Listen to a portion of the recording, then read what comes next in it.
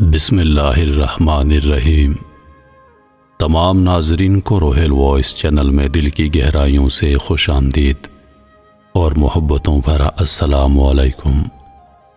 میں امید کرتا ہوں کہ آپ سب دوست خیریت و عافیت سے ہوں گے۔ اللہ پاک سے دعا ہے کہ اللہ پاک آپ کی تمام جائز خواہشات کو پورا فرمائے، وسیع رزق اور آپ پر اپنی رحمتوں کے سائے ہمیشہ برقرار رکھے، آمین۔ قدیم زمانے میں سیب کا بڑا ایک درخت تھا۔ اس درخت کے قریب ایک چھوٹا لڑکا رہتا تھا۔ اس لڑکے کو روزانہ اس درخت کے پاس آنا اور کھیلنا اچھا لگتا تھا۔ وہ اس درخت کے اوپر چڑھ جاتا اور پھر اس کے سائے میں سو جاتا۔ وہ لڑکا اس درخت کو بہت چاہتا تھا اور اسی طرح اس درخت کو بھی اس لڑکے کے ساتھ کھیلنا اچھا لگتا تھا۔ وقت گزرتا رہا اور لڑکا بڑا ہو گیا۔ اب وہ پہلے کی طرح روزانہ اس درخت کے پاس کھیلنے نہیں آتا۔ ایک روز وہ نوجوان درخت کے پاس آیا۔ وہ مایوس لگ رہا تھا۔ درخت نے اس سے کہا، آؤ میرے ساتھ کھیلو۔ نوجوان نے کہا، میں اب بچہ نہیں رہا، اب میں درختوں کے ارد گرد نہیں کھیلتا۔ مجھے کچھ کھلونے چاہیے اور انہیں خریدنے کے لیے پیسوں کی ضرورت ہے۔ اس وقت درخت نے کہا، مجھے افسوس ہے، میرے پاس پیسے تو نہیں، لیکن میرے اوپر جو سیب لگے ہیں تم انہیں توڑ کر بیچ سکتے ہو، اس کے بعد تمہارے پاس پیسہ آ جائے گا۔ وہ نوجوان بہت خوش ہوا اور اس نے درخت کے سبھی سیب توڑے اور خوشی خوشی چلا گیا۔ سیب توڑنے کے بعد جب نوجوان واپس نہیں آیا تو درخت کو بہت مایوسی ہوئی۔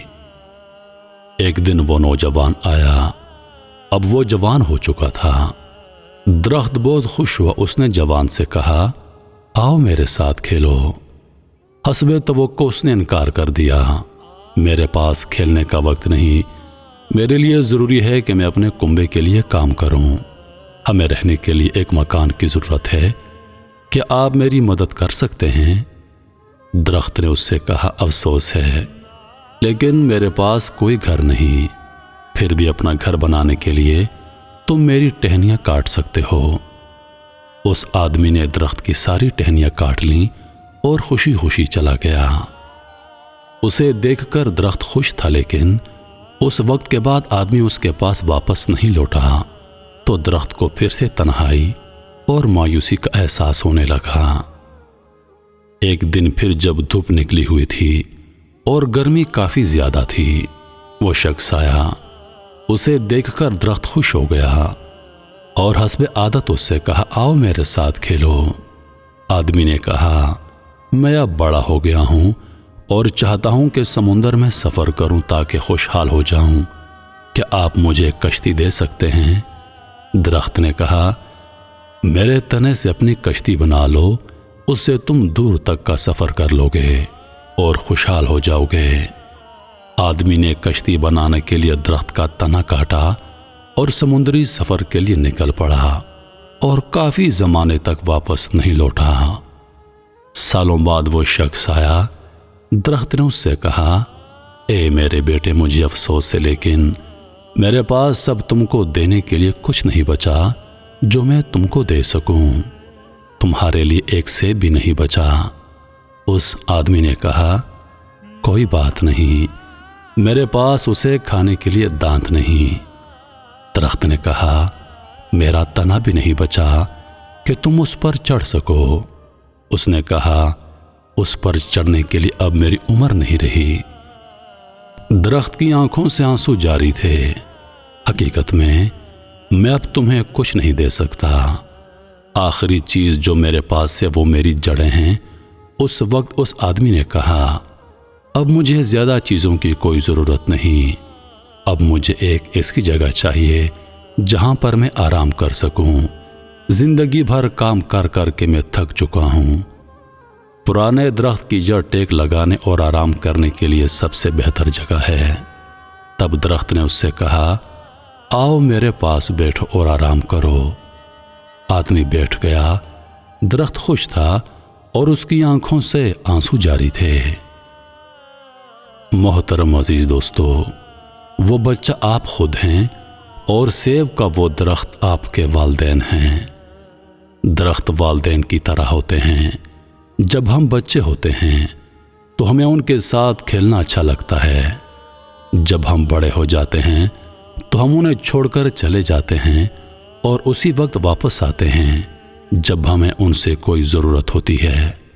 اور کچھ بھی ہو جائے، والدین کبھی بھی اپنی قیمتی سے قیمتی چیز اپنے بچوں کو دینے میں تردد نہیں کرتے، جو ان کی آنکھوں میں بچے ہی رہتے ہیں۔ یقین کیجئے، میں نے دنیا میں والدین سے کوئی پیارا رشتہ نہیں دیکھا۔ والدین وہ ٹھنڈا سایہ ہیں جن کے سائے میں بیٹھ کر ہم دنیا کے تمام دکھ درد بھول جاتے ہیں۔ جب یہ سایہ نہیں رہتا تب ہمیں ان کا احساس ہوتا ہے۔